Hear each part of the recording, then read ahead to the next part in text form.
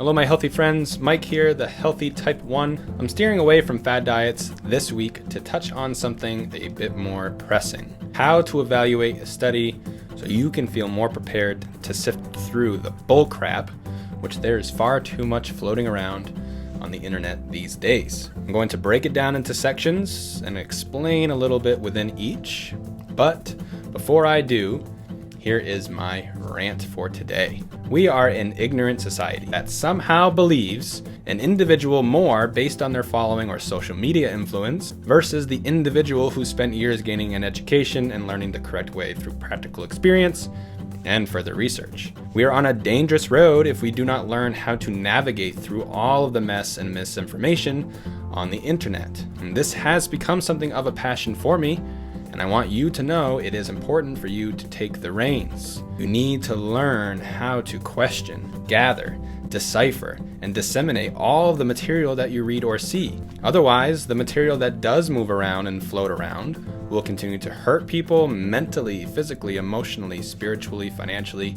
You get the idea. End of my rant, and moving on.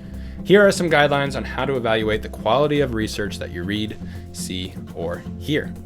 Number 1. First and foremost, this one sounds a bit rhetorical, but nonetheless, here it is. The article or report presents all perspectives, meaning it is not biased. If you read anything that is strictly biased on what it is referring to, ditch that and find a new one that represents both sides in a non-biased format. Number 2, the size of the study matters.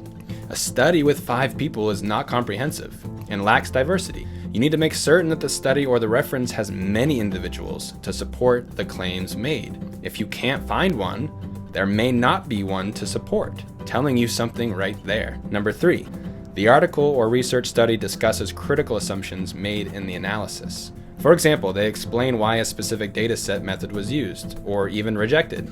The more in-depth the study is with material most people don't care about to read, the better the study generally is. Number 4, along with number 3, they discuss logical links between the research results of their finding and that of the other studies done that might have a similarity. With this, they also tend to discuss alternative interpretations, including what the researchers might agree or disagree with. And number 5, they provide adequate references, peer-reviewed, and indicates funding sources, especially that may benefit from the research results. There are some companies that pay scientists and researchers to find out exactly what they are hypothesizing to happen. If what they hypothesized did not happen, they elect to destroy the research that proved the hypothesis was not true or accurate and redo the study until they get what evidence they want or are looking to show the public.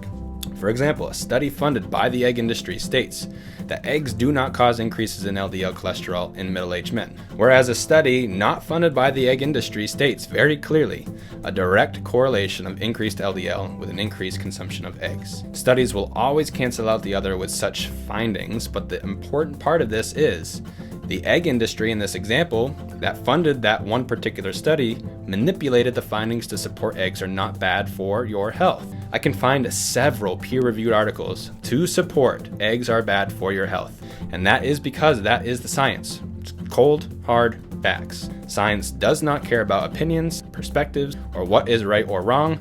Science teaches us to observe, question, and conclude in a non-biased and matter-of-fact method. To conclude, never trust the first thing you read, hear, or see. Always question the material you elect to let in. Now, as always, my friends, if you need further explanations, more research, or just someone to talk with about this stuff, drop a message below or shoot me a DM. Otherwise, I will see you all next time. Take care of yourselves and help others in any way that you can. Bye-bye now.